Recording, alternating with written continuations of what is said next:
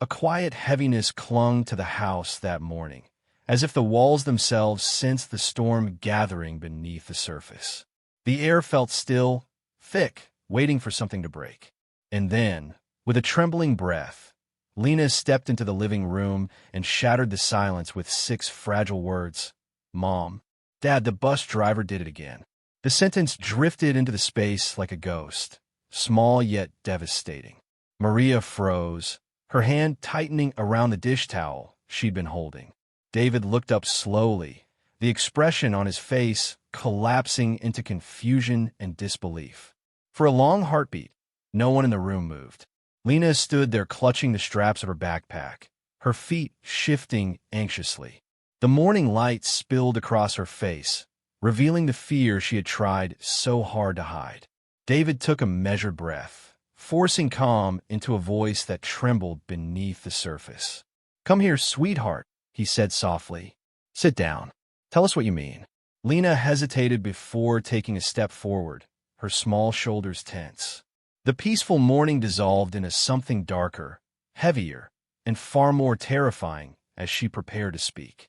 Maria sat beside her daughter while David knelt across from her, his eyes searching her expression for clues that he didn't want to find. "It's okay," Maria whispered, brushing a strand of hair from Lena's forehead. "You can tell us everything." Lena swallowed, her gaze drifting downward. "When I got on the bus today," she began quietly, "Mr. Carter told me to sit in the front again. He said it was our special spot." Maria's hand stilled, her pulse thundering in her ears. David's jaw tightened. "What else happened?" he asked gently, though his voice betrayed the tension beneath. Lena's fingers fidgeted with the zipper of her jacket. "He kept turning around while he was driving, just staring at me. And he kept telling the other kids to stay quiet, like he didn't want them to notice." Maria felt cold dread slip down her spine. She wrapped an arm around her daughter, pulling her closer. "Did he ever touch you?" she asked carefully. Lena shook her head quickly, though tears welled in her eyes. "No, but he kept smiling at me, like he was waiting for something." David felt something inside him fracture. The living room, once warm and ordinary, now felt suffocating. David stood abruptly and paced across the floor, each step sharp and controlled. "Why didn't you tell us yesterday?" he asked, not accusing, but heartbroken to imagine the fear her silence must have held. Lena wiped her eyes with the back of her hand. "I didn't want anyone to get in trouble," she whispered. "Mr. Carter said if I made a big deal, somebody might lose their job, and I didn't want everyone mad at me." Maria felt her heart crumble. "Sweetheart," she said softly, "nothing that happens to you is your fault. You didn't do anything wrong." Lena leaned into her mother, her breathing shaky. David stopped pacing and pressed a hand to his forehead, fighting the fury rising inside him. "He threatened her," he muttered under his breath. "He scared a child into silence." He turned toward his daughter again, his expression a mixture of heartbreak and determination. "You should never have had to hold this alone." Maria nodded, tightening her hold on Lena. The weight of the truth filled the room until David finally whispered, "This ends today." He walked to the kitchen counter and grabbed his phone, his hands trembling with barely controlled rage.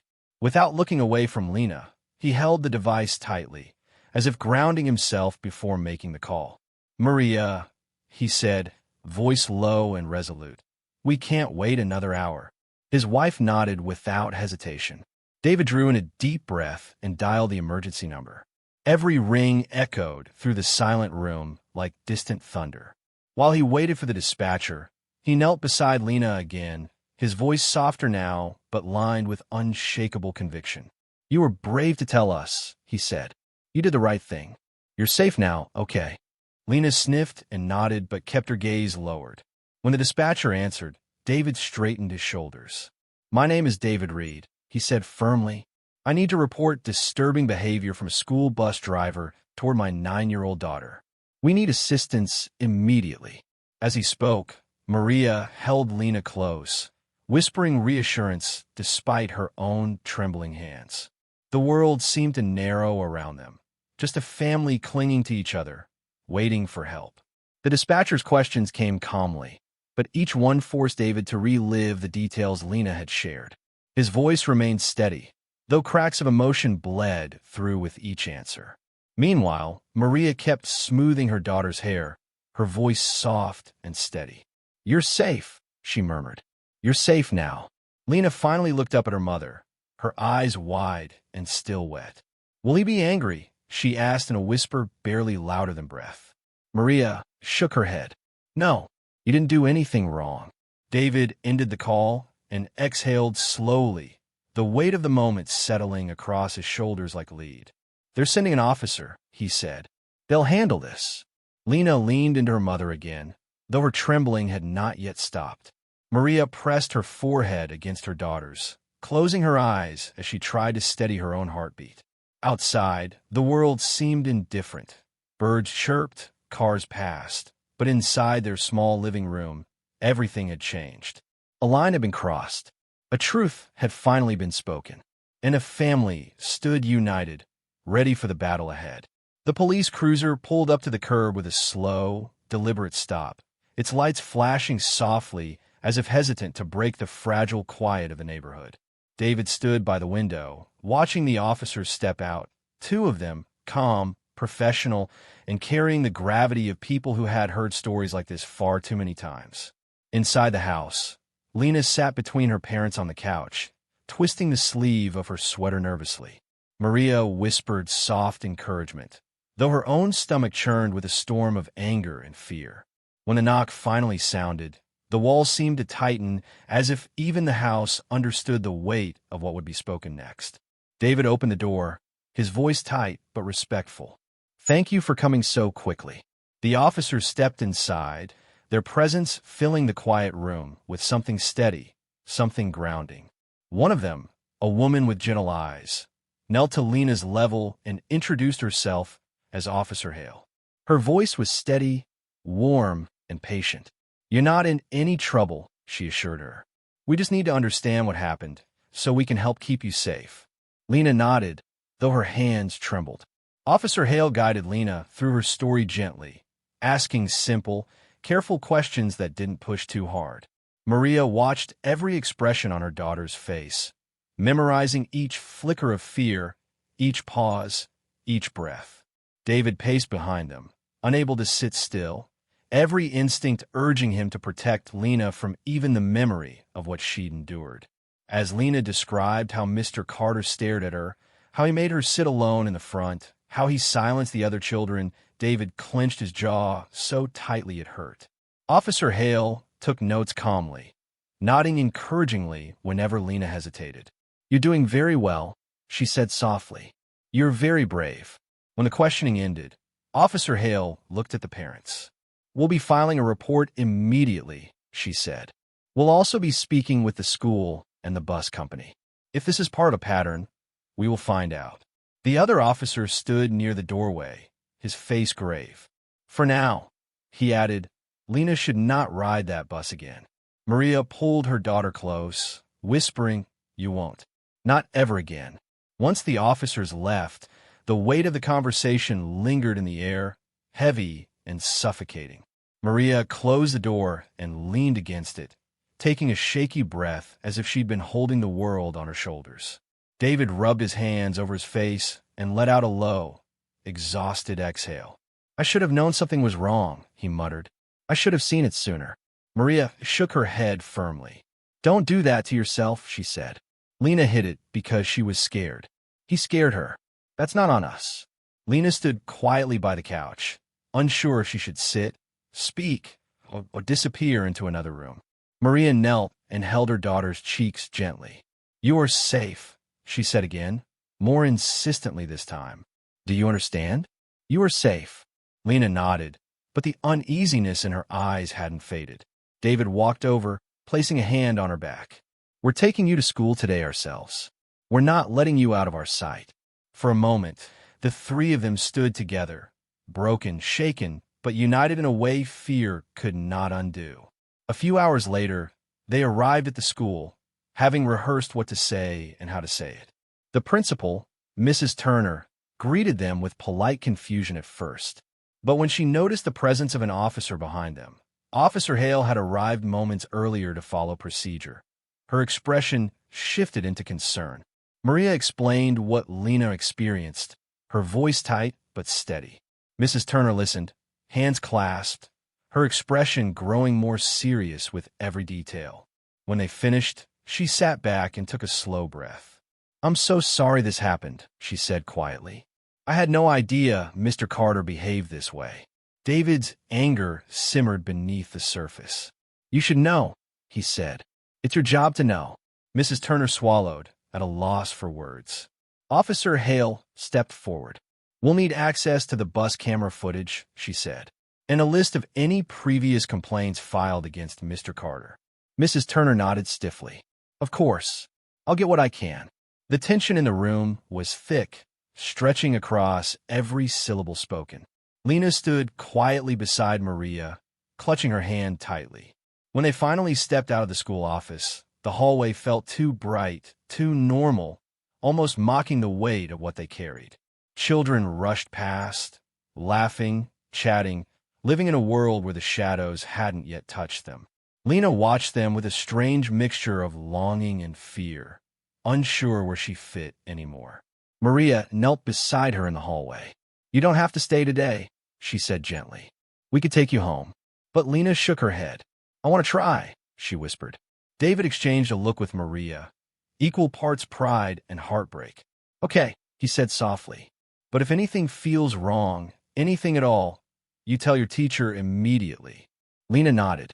They walked her to her classroom, watched her take her seat, and stood silently in the doorway until she looked back at them. She gave a small, brave nod. Maria whispered, "She's stronger than she knows." David nodded, though his heart twisted painfully. As they walked down the hallway toward the exit, one thought hit him with chilling clarity. This wasn't over. It was only beginning.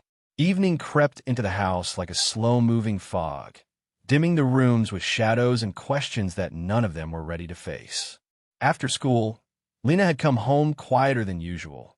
No running, no humming, no little bursts of energy that used to fill the space. She sat at the dining table, tracing patterns on the wood with her fingertip, lost in thoughts she didn't seem able to put into words. Maria watched her from the kitchen doorway, her heart aching as the silence stretched thin between them. David paced back and forth near the window, waiting for the phone call he knew was coming. The officers had promised updates, promised to review the bus camera footage, promised to take the case seriously. But promises felt hollow when fear filled every corner of the house. When the phone finally rang, the sound sliced through the heaviness like a blade.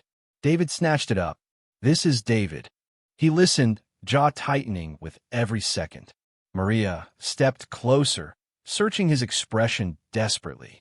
Lena lifted her head, eyes wide. Whatever David was hearing, it was already changing him. When he hung up, he didn't speak immediately. He pressed the phone against his forehead, closing his eyes as if steadying himself against a blow. "The footage is incomplete," he said finally. The camera in the front of the bus was off for most of the morning. Maria's breath caught. "Off? How could it be off?" David shook his head. "They don't know yet. But Officer Hale said they're checking previous days too." She said, "This might not be the first time the footage has gaps." Lena shrank slightly in her seat, the weight of his words settling over her. Maria rushed to her side, pulling her into her arms. "It's not your fault," she whispered fiercely. "Do you hear me? Whatever they find or don't find, it's not your fault." But David wasn't finished. "There were other kids on the bus," he added. "Some said they noticed things. Some didn't. But a few remember him making comments, telling them to quiet down." Maria's grip tightened. Lena's breathing quickened, small and shaky. "Are they going to arrest him?" she asked in a trembling voice. David hesitated, the truth caught in his throat. "They're building the case," he said, "and they're not stopping." Later that night, the knock on the door came again, sharp, urgent, unmistakably official. David answered it to find Officer Hale standing on the porch, her expression more serious than before. She stepped inside, nodded to Maria, then knelt down to Lena's level just like the first time. "I wanted to speak with you all in person," she said. "We talked to several children who ride your bus. Some mentioned things they were too scared to say before. Some didn't want to believe what they saw at first. Maria's breath caught. What do they say? Officer Hale paused, choosing her words with care. Enough, she said finally. Enough for us to open a formal investigation into Mr. Carter's behavior. Enough to remove him from all routes while we proceed.